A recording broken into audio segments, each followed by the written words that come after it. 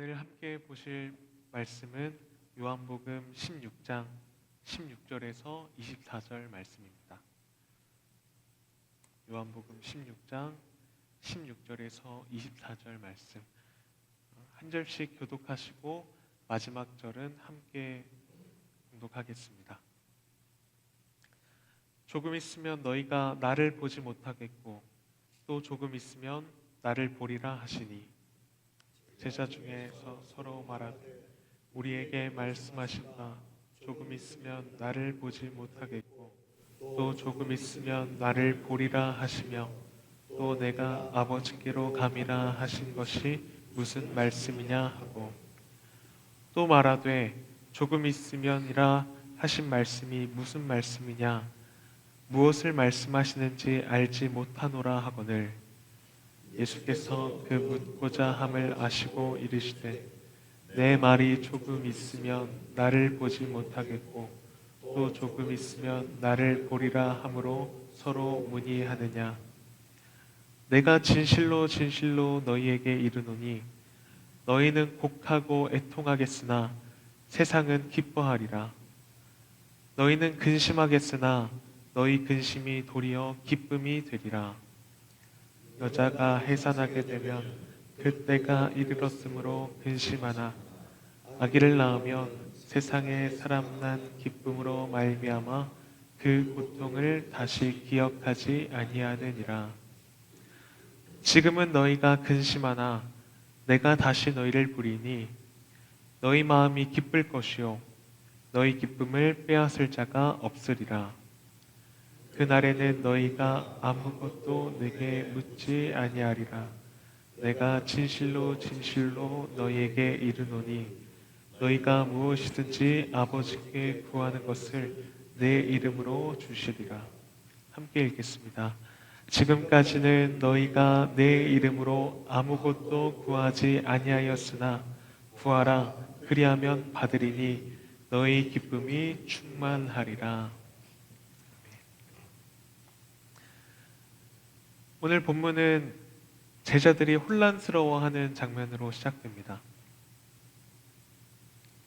그 혼란은 예수님께서 말씀하신 조금 있으면 이라는 이 말이 그들에게는 잘 이해가 되지 않았기 때문입니다. 예수님께서는 조금 있으면 너희가 나를 보지 못할 것이다 라고 말씀하기도 하시고 조금 있으면 너희가 나를 보리라 말씀하기도 하시니까 이 제자들 입장에서는 앞뒤가 맞지 않는 말 같다. 잘 이해되지 않는 이 말 때문에 서로 수군거렸던 것입니다. 예수님께서 말씀하신 조금 있으면 이라는 이 시간은 1차적으로는 예수님의 십자가와 부활을 가리킬 것입니다. 예수님께서 십자가에 죽으시고 그 무덤에 갇히실 때 이들은 예수님을 볼 수 없게 됩니다. 그러나 부활하신 주님께서 그들 앞에 나타나실 때 그들은 주님을 다시 보게 될 것입니다. 그러나 이 요한복음에서 본다라는 이 말의 의미는 우리가 눈으로 보는 것만을 의미하지는 않습니다.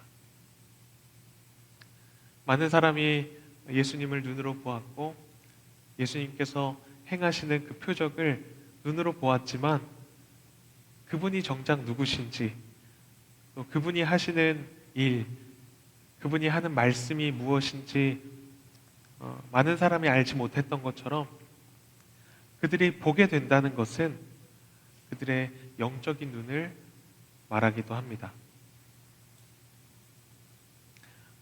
23절에 보면 그날에는 너희가 아무것도 내게 묻지 아니하리라 이렇게 말씀하셨는데 이 말씀은 제자들이 더 이상 예수님이 누구신지 또 어디로 가시는지 그때가 언제인지 의문을 갖지 않게 된다는 말씀입니다. 지금은 제자들이 예수님의 말씀을 깨닫지 못해서 혼란스러워하지만 약속하신 그 진리의 성령님이 오셔서 그들의 마음에 거하실 때 그들은 비로소 예수님이 누구이신지를 온전히 보게 되고 알게 될 것입니다. 바울은 고린도전서 12장에서 이렇게 말합니다. 성령이 아니고서는 누구도 예수를 주라 시인할 수 없다. 우리 안에 거하시는 성령님은 예수님이 누구이신지를 알게 하시고 또 삶으로 우리의 입술로 고백하게 하시는 하나님이십니다. 결국 주님이 말씀하신 조금 있으면의 이 시간은 제자들이 영적인 보지 못함에서 깨어나서 주님을 알고 또 주님을 고백하게 되는 그런 참된 생명을 나누는 관계로 들어가는 그 시간을 의미합니다. 그러나 그러한 때를 맞이하기 위해서는 반드시 지나야 하는 시간이 있습니다. 내가 진실로 진실로 너희에게 이르노니 너희는 곡하고 애통하겠으나 세상은 기뻐하리라. 너희는 근심하겠으나 너희 근심이 도리어 기쁨이 되리라. 여자가 해산하게 되면 그때가 이르렀으므로 근심하나 아기를 낳으면 세상에 사람 난 기쁨으로 말미암아 그 고통을 다시 기억하지 아니하느니라. 세상은 이제 예수가 죽었다. 우리가 옳았다. 예수는 이제 하나님께 완전히 저주받은 자로 판정났다. 라면서 기뻐할 것입니다. 반대로 제자들은 잠깐의 시간 동안 곡하고 애통하는 시간, 근심하는 시간을 보내게 될 것입니다.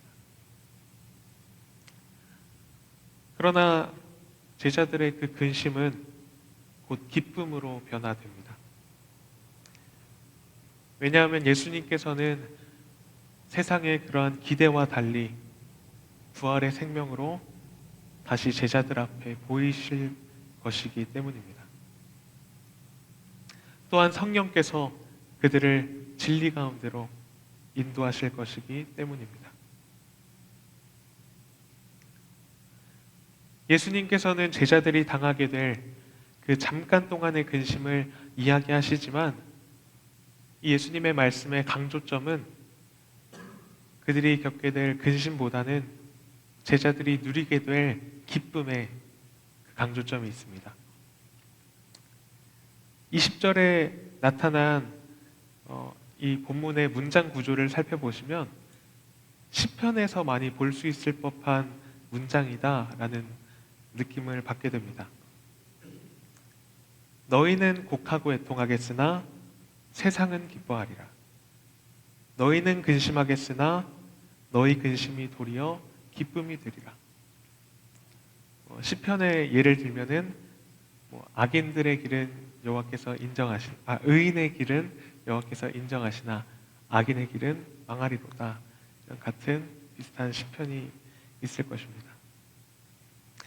시편을 읽고 해석하는 방법 중에 조금 어려운 말로 대조적 평행법이라는 방식이 있는데 의인과 악인이 이렇게 대조를 이루는 것처럼 예수님의 말씀에는 너희는과 세상은이 서로 대조를 이루면서 그들의 결과가 어떠한지를 설명해 주는 방식입니다.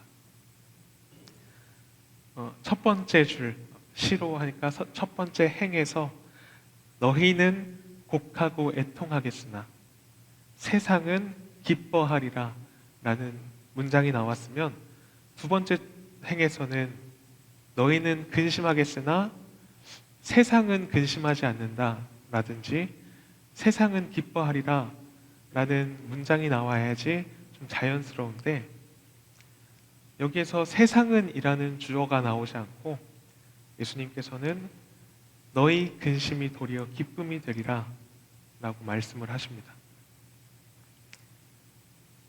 예수님의 말씀에 어떠한 반전이 주어진 겁니다.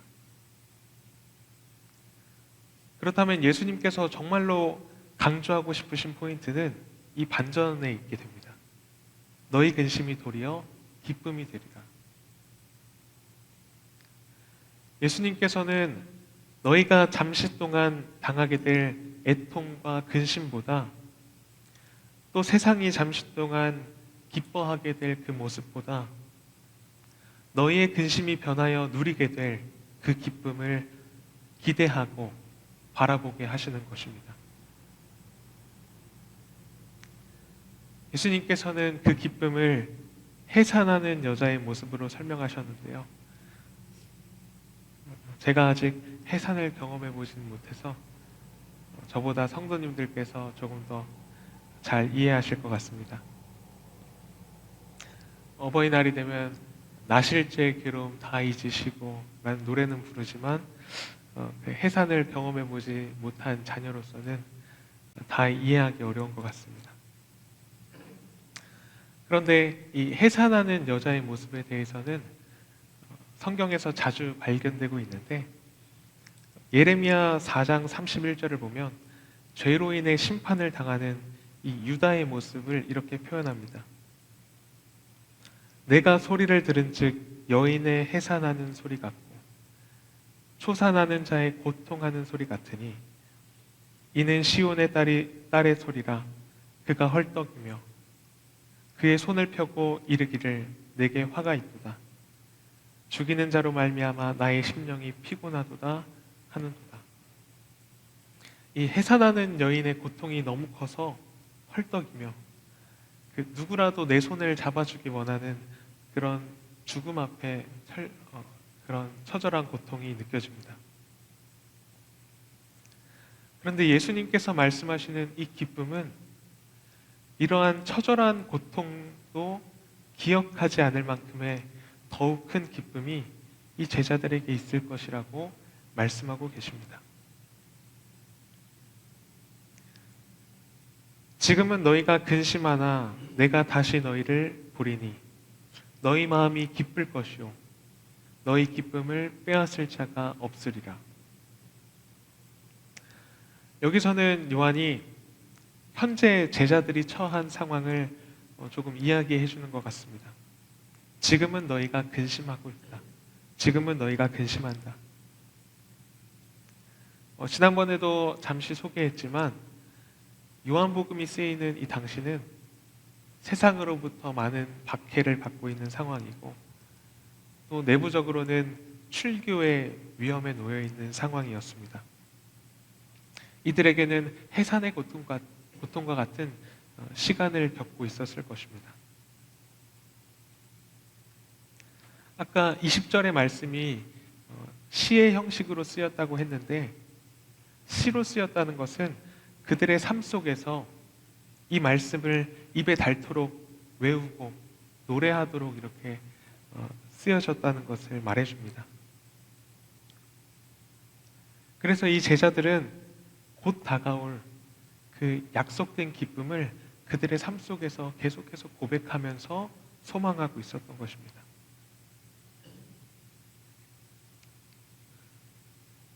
또 계속해서 그 기쁨에 대해서 예수님께서 말씀하십니다. 너희 기쁨을 빼앗을 자가 없으리라. 세상은 자기들의 기쁨이 영원할 것 같고 이 땅에 속한 자기들의 나라, 자기들의 승리가 영원할 것처럼 여기지만 그들의 기쁨은 잠시 뒤면 끝날 것입니다. 반대로 제자들이 얻게 될 기쁨은 누구도 빼앗을 수 없는 기쁨, 영원한 기쁨이 됩니다. 그것은 예수님께서 주시는 샘물이 영원히 목마르지 않는 샘물이 되고 또 생명의 떡을 먹는 자가 영원히 살게 되고 예수님께서 보내실 보혜사 성령님께서 영원토록 우리와 함께 계시는 것처럼 영원한 기쁨이 됩니다.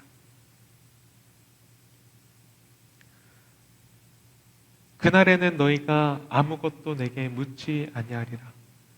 내가 진실로 진실로 너희에게 이르노니 너희가 무엇이든지 아버지께 구하는 것을 내 이름으로 주시리라.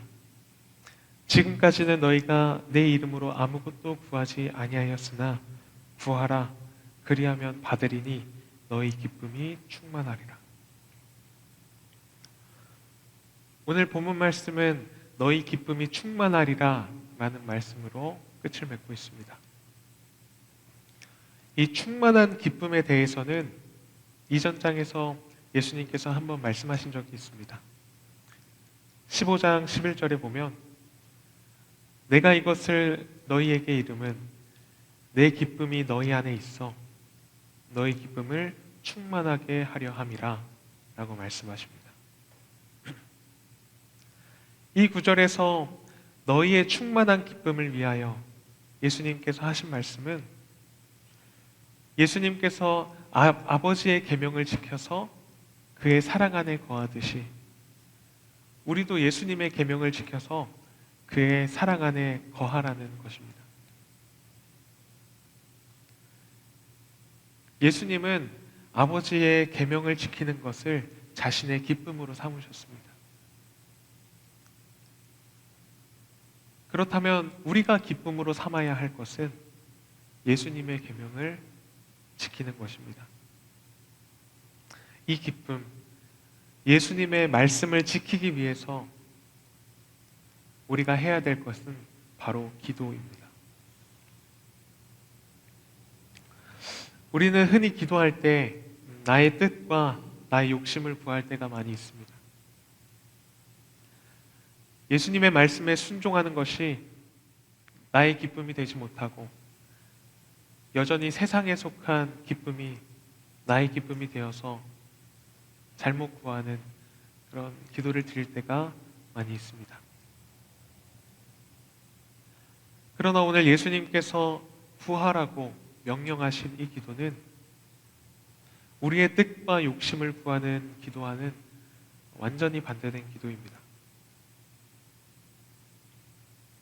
기도는 예수님께서 아버지의 뜻을 온전히 구하셨던 것처럼 우리 또한 그 아버지의 말씀에 순종하기 위해서 주님의 도우심을 구하는 자리입니다.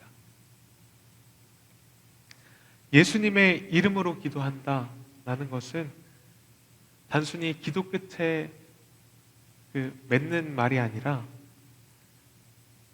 나의 욕심과 나의 기쁨을 내려놓고 주님께서 기쁨으로 여기시는 것을 나도 나의 기쁨으로 여기겠다는 자기 부인의 고백이 되는 것입니다. 내 생각과 뜻을 고집하는 것이 아니라 예수님의 마음과 생각을 따르기로 작정하는 것이 바로 예수님의 이름으로 구하는 기도입니다. 예수님은 지금까지는 너희가 내 이름으로 아무것도 구하지 아니하였다라고 말씀하십니다. 제자들은 아직 예수님의 이름으로 기도하지 못했습니다. 왜냐하면 아직 보혜사 성령님께서 그들을 진리 가운데로 인도하시기 전이었고 본문 시작할 때처럼 그들은 여전히 예수님의 말씀에 혼란스러워하던 상태이기 때문입니다. 그러나 이제 성령께서 내주하시는 그 사람들이 구하는 기도는 아버지의 뜻을 구하는 기도이고 또 그 뜻에 순종하기 위한 기도이고 또 우리의 기쁨을 충만케 하시는 기도가 됩니다. 주님은 오늘도 우리에게 충만한 기쁨, 비교할 수도 빼앗을 수도 없는 기쁨을 주시기 원하시는 줄 믿습니다. 그러기 위해서 오늘 우리의 묵상은 여전히 세상의 것들을 나의 기쁨으로 삼은 우리의 모습을 철저히 또 정직하게 내려놓는 묵상이 되어야 되고 오직 예수님을 따라 예수님의 이름으로 드리는 순종의 기도가 되어야 할 것입니다. 오늘도 우리의 생각과 삶을 진리 가운데로 인도하시는 보혜사 성령님을 의지함으로 개인적으로 묵상을 이어나가셨으면 좋겠습니다.